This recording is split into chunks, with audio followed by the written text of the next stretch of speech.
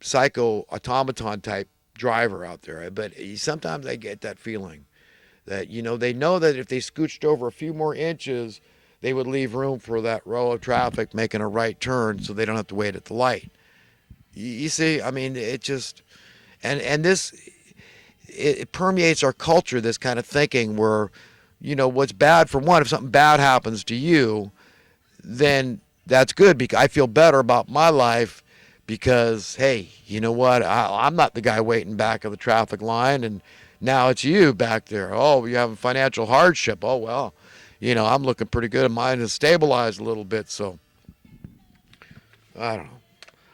It's just so much is happening around us in this paradigm, this pseudo paradigm, this pseudo reality we live in on a subliminal, subconscious, semi-conscious level. And when people are doing that, I think they're small-minded. And it bugs me, and I got to speak out about it. It's everywhere. I see it everywhere. And people got to think highly of themselves. Think about yourself the way you want others to think about you, the way God thinks about you. That your potential is virtually unlimited. You're made in the image like of God. That makes you like a little God, like a child of God with infinite, eternal potential to be somebody. And think big, man, as big as you damn well choose. It's your brain, it's your mind, your heart, your imagination. And it's God-given. No man has ownership over that except God. And you, he gave it to you to use. Use it or lose it. Consider any problem in society. Any problem you personally deem to be a problem. Then consider if, or more likely whom, profits from said problem. Then consider if those profiting from these problems really want the problem to go away. Isn't the opposite actually true? That solving problems is antithetical to the interests of those profiting from the problems in society. Of course, I talked about this earlier. I mean, it doesn't take a rocket scientist. It doesn't take a genius to figure out that that's not good for them. They do not want the problem to go away. Their relevance depends on the problem persisting. This is insanity. What do you think God thinks of this? And what are we doing? The 21st century civilization, this is where we are, and we're just accepting more and more regression, this trajectory of death and destruction, going down this demonic rabbit hole to hell, and we're so far down, and that's why I'm scared. We're in trouble. How do you turn this around? We got the Fed chair saying, oh my God, that'd be horrible. That'd be a recession if your prices ever go down. If your currency should ever be worth more. No, the answer is just printing more, diluting it, and that we elitists just take more and more. So and at the end of the day, we end up with more concentrate when you boil it down. So we don't care. We insulate ourselves. We cushion ourselves. We give ourselves as damn much money as we want out of thin air. We rob you. This is how we do it. Debasing your currency, deworthing your currency, diluting your currency.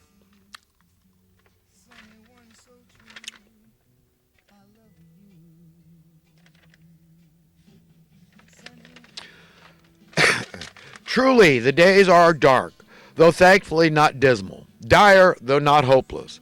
Someone once said, it's always darkest before the dawn. And throughout history, this appears to be true. Wars and bloody revolutions. And then for a while, we remember to value peace, safety, security, and temporary freedom for the average Joe. Then the cycle repeats itself. Human civilization is rife with overwhelming, incontrovertible madness. We have behaved like dogs with distemper, pathetically chasing their own tails, or maybe delusional hamsters on wheels to nowhere. Christ said to make sure the light within us is not actually darkness. I added the actually because I think that's the point he was trying to make. And this is a big problem for humanity. It is very common and all too typical, far too easy to trust in a pseudo light source. Lucifer camouflages in light, and money exemplifies this light. To this day, it is often believed that indeed, and in fact, and of course, money is the key to happiness. This is the obvious path to, quote, success. Well, we can thank God that the truth will prevail on earth, that the good guys and gals are going to win this good fight. Soon there will be paradise on earth. Then certain entities will not be there, money and the lovers thereof. That's worth fighting for. That's a world I want to be in, my friends. Frolicking on God's green earth, having nothing but fun, day in and day out. That's it. Our work is going to be nothing but joy. Very easy. Many will delusionally proclaim America is a very wealthy nation. In light of a $22 trillion national debt, it is empirically, glaringly, preposterously, false, diabolically, disingenuous, substantially stupid statement. Those who proclaim such stupidity must elaborate. Yeah, and they won't be able to. Passively going along with tyranny is tacit approval of continuing an even greater tyranny. Right. You're complicit in ever-growing tyranny if you go along with this scene. While we tend to think of the terms jealousy and envy as basically synonymous, actually the two are diametrically opposite.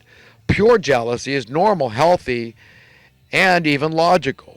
A logical response to desires of the heart, while envy is resenting another and coveting what they have for your gain with less than zero regard for another's loss.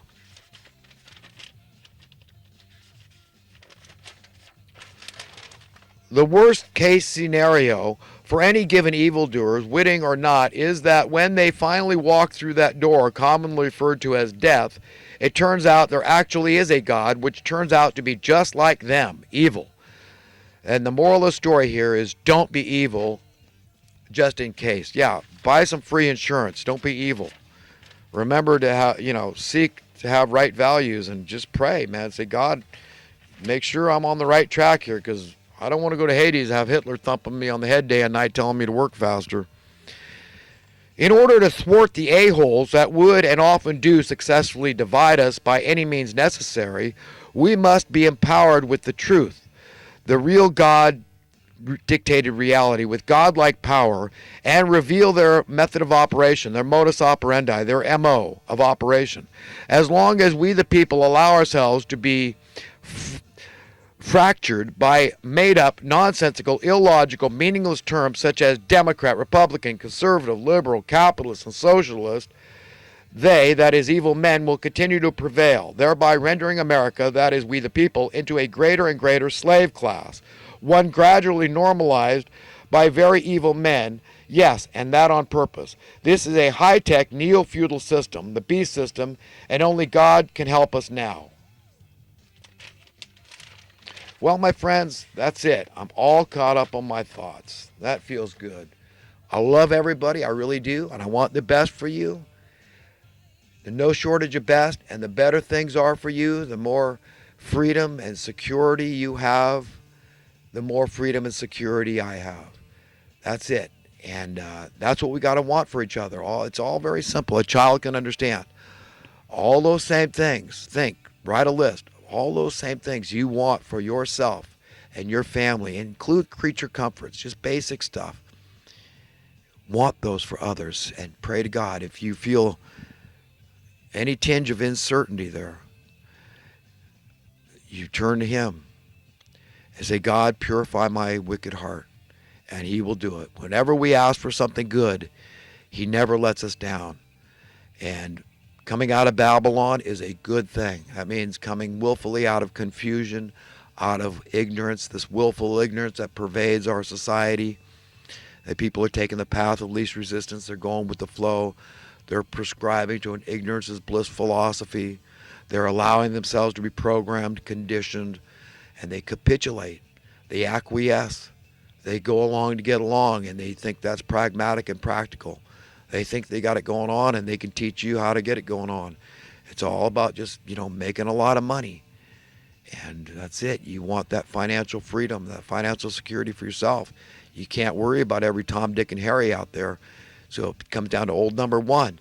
And yes, it's getting hyper competitive, so it's getting more and more social Darwin-like, and this cutthroat mentality and caliber of people are ruling things, and that's what you got to do. You want to jump on this bandwagon and stay on it successfully, that's what you got to do. And that's you got. If you can't beat them, join them. It's only logical. So hey, anyhow, best everybody. I mean it.